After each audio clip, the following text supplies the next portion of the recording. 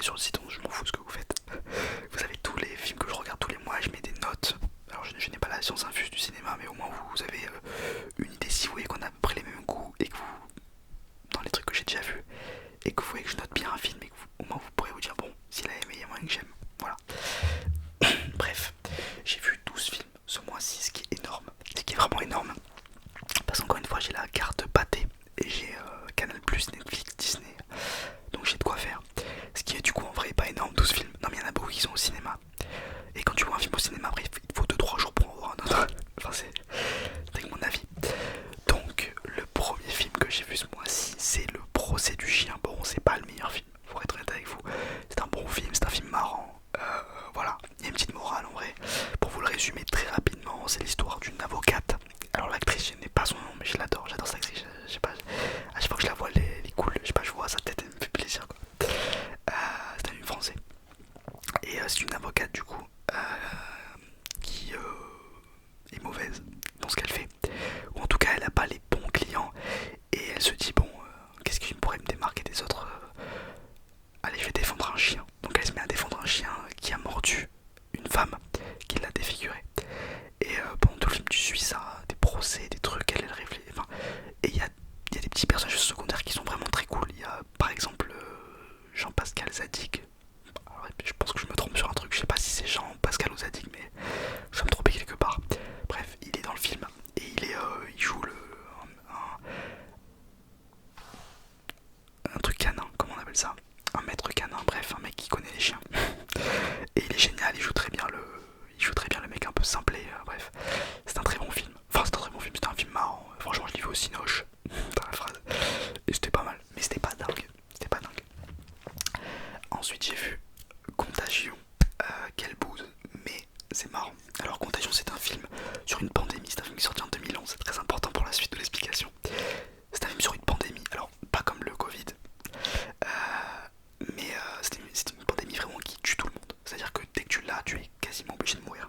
Enfin non, tu meurs d'ailleurs en fait, c'est sûr. Et ça se transmet extrêmement vite. Et donc c'est marrant, enfin c'est marrant. C'est intéressant de voir comment ils ont anticipé si il y avait une pandémie dans le monde. Et en réalité, il y a beaucoup de similarités avec ce qui s'est passé avec nous. Il y a des mecs, des genres de... qui ne, surtout pas le vaccin. Il y a des mecs qui proposent, comme par exemple, comment il s'appelait ce gros docteur Raoul, qui s'est prôné ce médicament alors que ça ne soigne pas du tout le Covid. Et là, en l'occurrence, je sais plus comment il s'appelait le virus. Et donc, tu suis aussi également un blogueur qui dit prenez ce médicament, vous allez guérir. Enfin, en gros, il y a plein de trucs secondaires et je trouve ça vraiment, c'est bien expliqué. Bon, le film en lui-même est mauvais. Je veux dire, les dialogues sont très longs, c'est mal filmé. Enfin, je trouve ça nul à chier. Mais l'histoire est cool, donc j'ai vraiment regardé jusqu'au bout. Je lui ai mis 2. Mais dites-vous que si je dois faire un barème pour mettre 5, s'il y a 2 de scénario, 2 de réalisation et 1 d'acting, et ben je lui ai mis 2 en scénario parce que le scénario est vraiment cool. Mais bon, après le reste, ça pue. Voilà. Alors ensuite, Dune. Je l'ai vu enfin. Aussi, je n'ai plus le droit de dire que je n'ai pas vu Dune. Il fallait que je le voie, il est sur Netflix. Donc je pense qu'il y en a plein d'entre vous qui ont dû le voir en même temps que moi. Je l'avais pas vu au cinéma, j'ai loupé le coche. Et du coup, quand tu loupes le premier, je me suis dit, bon, je vais pas aller voir le deuxième au cinéma si j'ai pas vu le premier. Ce qui en fait est totalement faisable.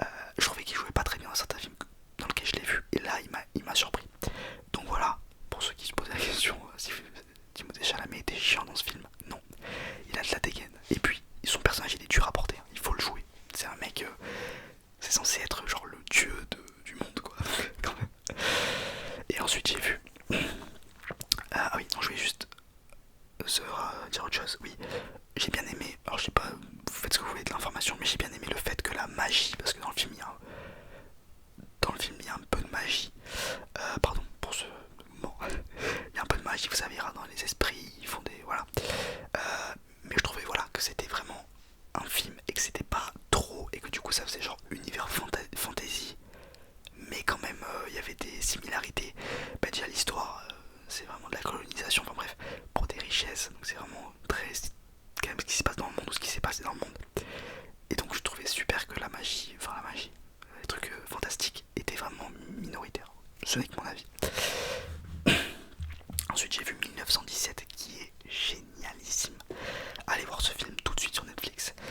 C'est un film bon, de guerre. C'est pas le film le plus heureux que vous allez voir. C'est un film sur 14-18 évidemment. Donc c'est un film qui se passe en France en plus. Alors je sais pas si c'est à la frontière entre l'Allemagne et la France. Je sais plus où c'est, bref. Bon, c'est évidemment sur les soldats américains. Il fallait que ce soit eux. C'est un film qui est sans fin. Oui, c'est un film en plan séquence. Alors, du faux plan séquence, parce que c'est impossible de faire un film en plan séquence d'une heure et demie. Il y a des coupures qu'on ne voit pas, enfin qu'on est censé pas voir. Ils ont fait de leur mieux. C'est dur de pas vraiment de cacher des coupures. Mais je crois qu'il y en a une quand même où vraiment il dort quoi. Donc c'est vraiment, voilà, on sait que c'est une coupure. Mais il y a vraiment, pour ceux qui savent pas ce que c'est, une plan séquence, c'est un... Je lance la caméra et on fait toute la scène sans que je la coupe au même endroit quoi. Enfin au même endroit, on se comprend avec la même caméra. Et donc le film est vraiment, tout le film c'est ça quoi. Du coup tu suis, le film dure 2 heures je crois, du coup tu suis vraiment 2 heures de vie. Bon là il y a un moment où il dort, donc du coup c'est un peu plus long, mais vous voyez ce que je veux dire. C'est un très bon film, les effets spéciaux. En fait je crois qu'il n'y a pas beaucoup d'effets spéciaux, c'est beaucoup de vrais trucs, des vraies explosions et tout, du coup c'est dingue. Il y a un nombre de figurants dans ce film dingue, les décors sont fous, l'ambiance est géniale, l'acteur qui joue le personnage principal, on dirait vraiment que le mec a fait la guerre, donc vraiment génial, allez le voir si vous l'avez pas vu. Ensuite on va aller un petit peu plus vite sur ce prochain Equalizer. Bon, film d'action, ça tape sur tout le monde, c'est coloris, moi j'adore Denzel Washington, donc je suis très client de ce genre de choses. Voilà, c'est un mec de 50 ans qui explose tout le monde parce que c'est un ancien de la CIA et que voilà, il veut se venger et qu'il fait le bien dans sa ville. Voilà, c'est tout, vous savez tout, mais il est génial, franchement regardez-le, c'est un peu pour poser le cerveau quand même. Ensuite j'ai vu le film, ou en anglais An Ordinary Case. Alors mon dieu, c'est un film de Daniel Auteuil. Alors je ne peux pas vous spoiler malheureusement, mais c'est premier degré. Ouais, je vais pas exagérer parce qu'après je vais regretter ce que je vais dire, mais je pense que c'est le film où vraiment, à la fin du film, premier degré, j'ai fait ce mouvement,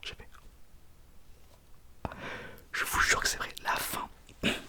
Alors mettez-vous dans le crâne que c'est une histoire vraie, tout est vrai, enfin tout. L'histoire est vraie, après, bon les dialogues on s'en bat les couilles. L'histoire est vraie. C'est l'histoire d'un avocat, je peux pas vous spoiler. L'histoire d'un avocat qui défend un homme qui est accusé d'avoir tué sa femme. C'est une folie. Et dites-vous que, ça je peux vous le dire. Donc le but du film c'est de savoir est-ce qu'il l'a tué ou non. Et à la fin vous avez la réponse. Et c'est même pas la troisième plus grosse dinguerie du film. Imaginez ça, ok. Vous suivez pendant 1 heure et demie un film qui est très bien. Le film est très cool. L'ambiance du film est géniale. Daniel Auteuil, Daniel Auteuil, grand monsieur, je l'adore. Et pendant 1 heure et demie tu suis ça, donc t'es vraiment impliqué. Je dis ok. Donc tu as la réponse. Ensuite tu as un deuxième truc. Et ensuite tu as un troisième. Et le troisième truc c'est... Je peux pas vous spoiler, mais si vous l'avez pas vu, alors je sais pas s'il est encore au cinéma, mais mon dieu ce film, mon dieu. Voilà. Je vais lui mettre, d'ailleurs je l'ai mis 4, je vais lui mettre 4,5. Voilà. Ensuite j'ai vu Ni chaîne ni maître. Dinguerie. Un film sur l'esclavage. Donc, j'ai pas envie de dire de bêtises, j'ai pas l'époque. Je sais pas, enfin je veux dire les années que ce film retrace. C'est un film dans les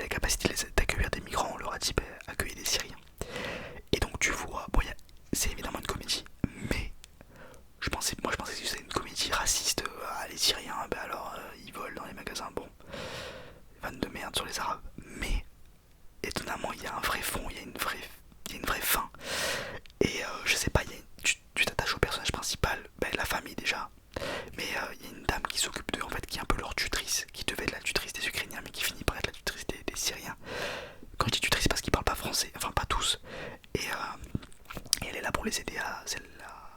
C'est la professeure du village, l'institutrice du village, et qui parle bien anglais, du coup voilà, elle s'occupe d'eux. Et le film est trop bien, la fin est trop bien. Il y a Laurent Lafitte qui jouait incroyablement bien, au point qu'on oublie que c'est Laurent Lafitte et qu'il n'est pas raciste. C'est pour vous dire à quel point le film rend fou. Allez le voir, vraiment il est marrant, il est prenant, vraiment génial.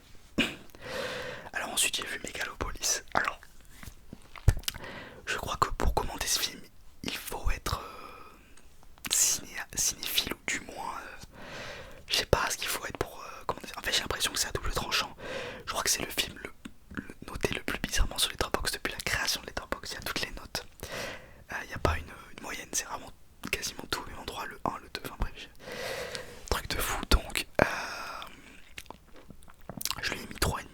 Mais je pense que, en fait je pense pas, je pense surtout que si c'était pas Francis Ford Coppola, qui est un réalisateur extrêmement connu, je l'aurais pas mis autant. Je pense que si j'avais vu ce film sans aucune attente, comme j'ai vu Les Barbares par exemple, bon c'est pas pareil, mais comme j'ai vu plein de films que j'ai vus sans attente, je me serais dit mais c'est une énorme bouse. D'ailleurs c'est pour ça que je vais baisser la note, je pense que je vais lui mettre 2 en vrai. Alors, j'aimerais bien vous donner l'histoire de ce film, vous l'écrire, mais ça n'a ni queue ni tête. Alors certains vont me dire mais tu n'y comprends rien, c'est l'histoire d'un... En fait c'est l'histoire, donc déjà c'est Adam Driver que j'adore cet acteur, avec la fille, alors j'ai oublié son nom, mais elle joue trop bien, elle est très jolie. Donc Adam Driver qui joue un... Alors déjà je vais vous situer l'endroit. Ça se passe dans... Donc déjà allez vous essayer de vous projeter dans cet endroit là, c'est impossible. Ça se passe dans New York mélangé avec la Rome antique, avec la ville de Rome antique. Donc New York de maintenant, avec d'un coup t'as des colonnes au milieu de l'Empire State. Enfin c'est trop bizarre. Et donc tu suis l'histoire, mais je pourrais même pas vous expliquer. Honnêtement je vais dire de la merde, vous allez me reprendre, mais oubliez. En gros le film est... Déjà si j'arrive même pas à vous le décrire, c'est que le film est indescriptible.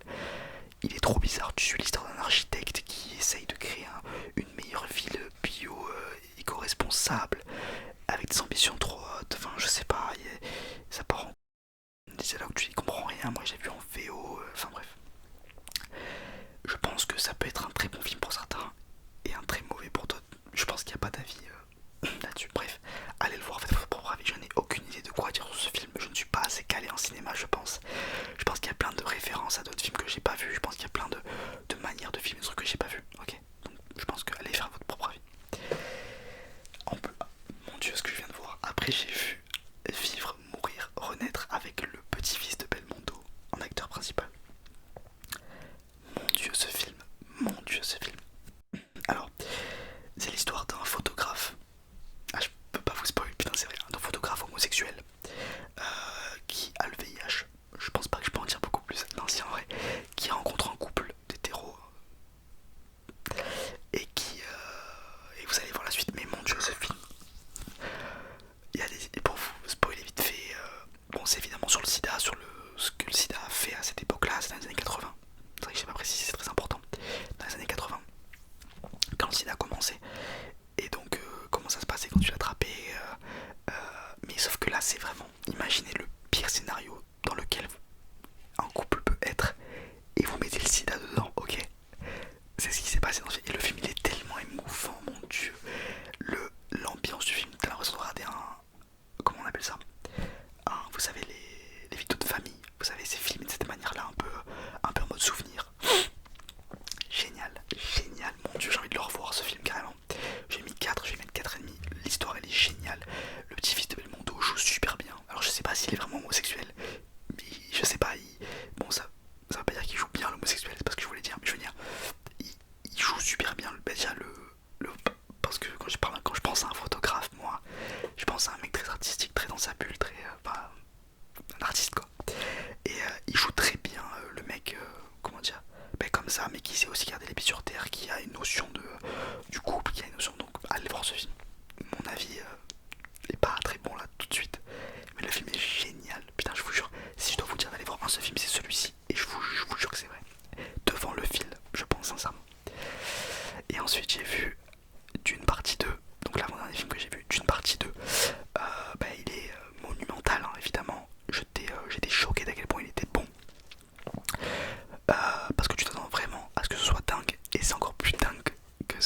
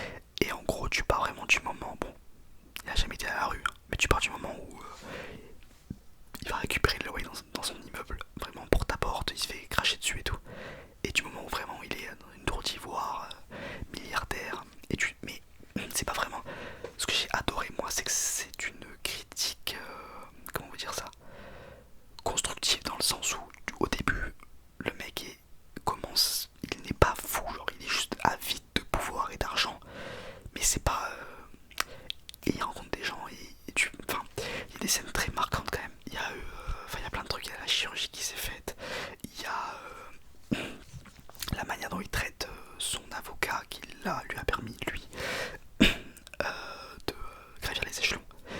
Il le traite comme une merde. Enfin, bref, tu sens vraiment que ce mec là est une ordure.